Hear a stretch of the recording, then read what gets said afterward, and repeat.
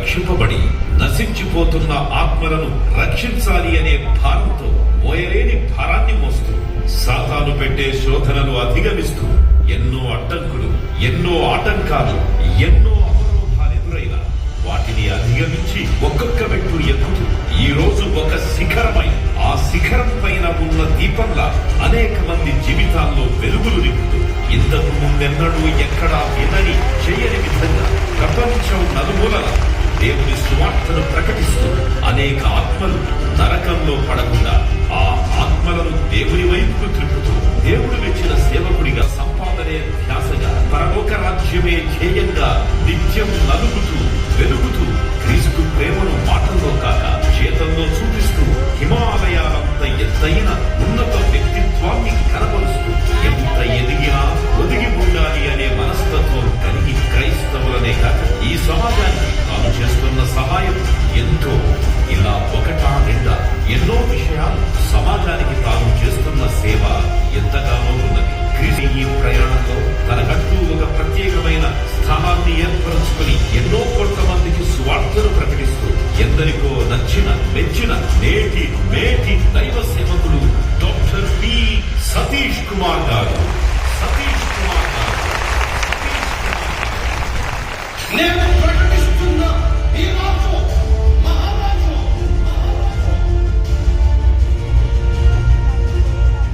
ధన్యవాదాలు. ఒక పేదవాడు ఒక మంచి స్కూల్లో తన పిల్లలను చదివించుకోవాలి అంటే చదివించుకోలేని పరిస్థితి. కారణం వేలల్లో ఫీజులు. ఇటువంటి దయనీయమైన స్థితిలో ఉన్నటువంటి పిల్లలకు ఆత్మీయ విలువలతో కూడిన నైపుణ్యమైన మంచి విద్యను అందించాలి అనే గొప్ప ఉద్దేశంతో దైవజనుడు డాక్టర్ పి సతీష్ కుమార్ గారు కల్వరి టెంపుల్ స్కూల్ ను ప్రారంభించారు.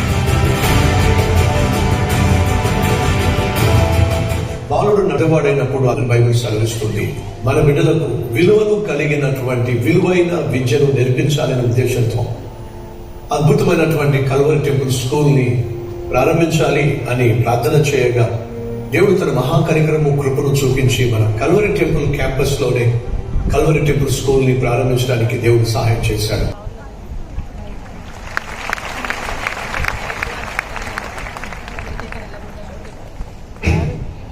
Praise the lord. ఈరోజు ఇక్కడ రావడం చాలా సంతోషంగా ఉంది. అండ్ గాడ్స్ గ్రేస్ వల్ల ఈరోజు మిమ్మల్ని అందరినీ రావడం జరుగుతుంది. అండ్ ఇంత మంచి అన్న మనకందరికి దేవుడు ఇచ్చినందుకు అందరం గట్టిగా.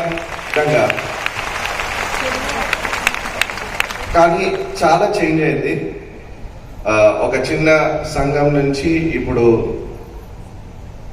ఎన్ని సంఘాలు ఉన్నాయో మీకే తెలుసు, అండ్ ఎంతమంది మెంబర్స్ ఉన్నారో మీకే తెలుసు. కానీ ఆయన మటుకు ఫస్ట్ డే ఎలా అయితే ప్యాషనేట్ గా ఉన్నారో, ఫస్ట్ డే ఎలా అయితే ఆ ఒక పట్టుదల ఒక ఉందో ఇప్పుడు కూడా అలాగే చూస్తున్నానండి. అండ్ ఫస్ట్ డే ఎప్పుడైతే కలిసామో కంపోజ్ చేసాము ఒక సాంగ్ ని, హోసన్నా హోసన్నా అని ఇప్పుడు సునీల్ గారు పాడారు. అదే సాంగ్ ఫస్ట్ కంపోజ్ చేసాము. అండ్ నాతో మాట్లాడుమయ్యా అనే సాంగ్ కంపోజ్ చేయడం జరిగింది. మళ్ళీ ఇప్పుడు మొన్న కూడా లేదు, బట్ స్టిల్ నాకు ఇచ్చిన అవకాశాన్ని బట్టి దేవుడికి స్తుతులు స్తోత్రం చెల్లించుకుంటున్నాను. సుదినం గొప్ప దినం అయ్యగారి యొక్క ఈ బర్త్డే. ఎందుకంటే దేవుడు ఎవరినో ఒకరిని ఎన్నుకుంటాడు, వారి చేత మనం నడిపిస్తారు. అటువంటి అన్న మనందరికీ దేవుడు దయచేసిన రోజులు కాబట్టి దేవుడి స్తుతులు స్తోత్రాలు చెల్లించుకుంటూ అయ్యగారికి అందరికీ షాలోమ్. God bless you brother.